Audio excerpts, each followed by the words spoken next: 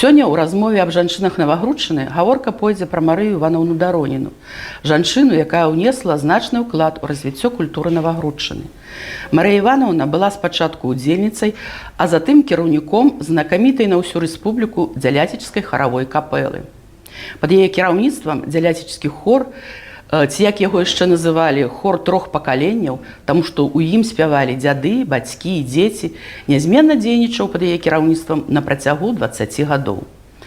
Узначальваць такі калектыў гэта было вельмі вялікай адказнасцю, якую смела ўзяла на сябе Марыя Івановна. Нарадзілася яна ў 1942 годзе ў вёсцы Дзяляцічы, у час, калі Навагрудчына была пад нямецкай акупацыяй. Вырасла, атрымала адукацыю, памятае, якім цяжкім было жыццё ў вайну.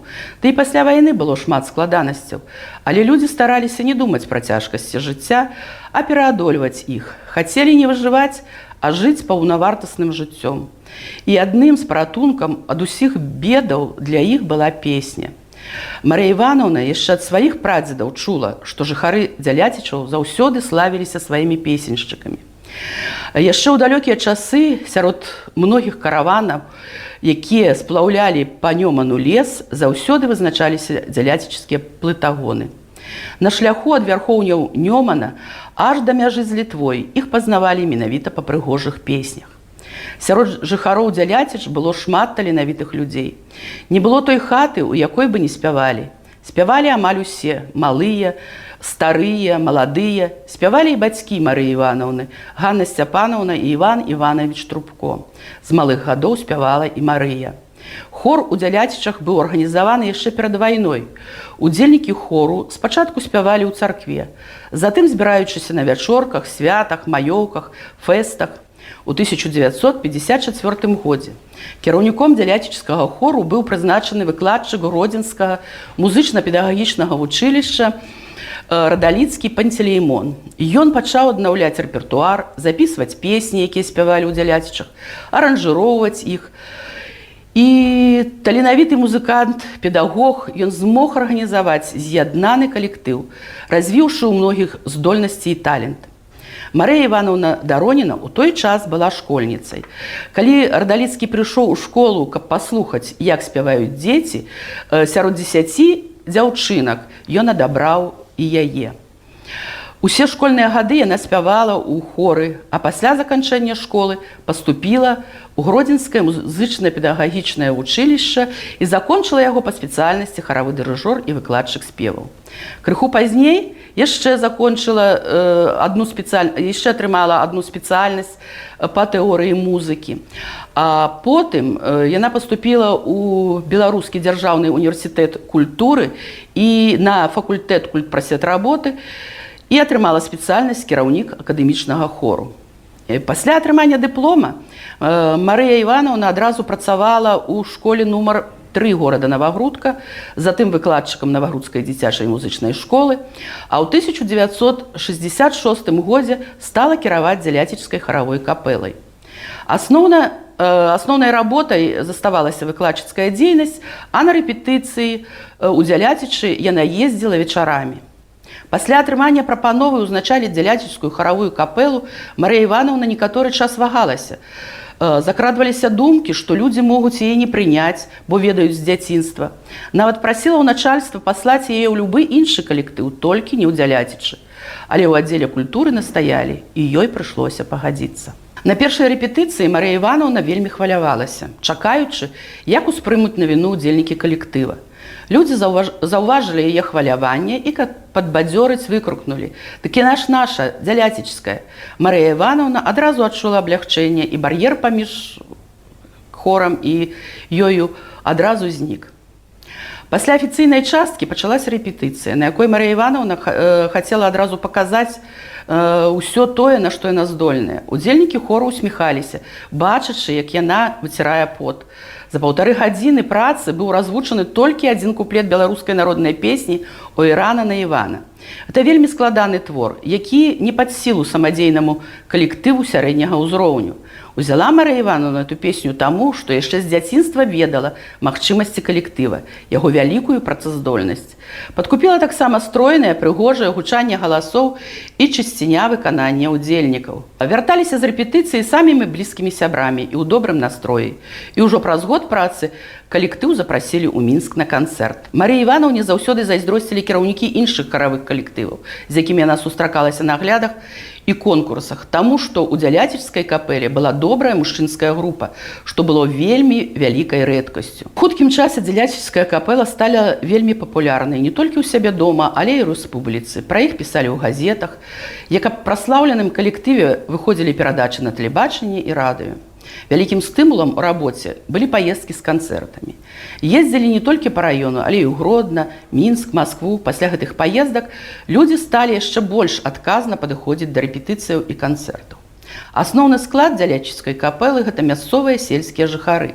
Але ў капэле удзельнічалі таксама і настаўнікі, члены праўлення калгаса, спецыялісты.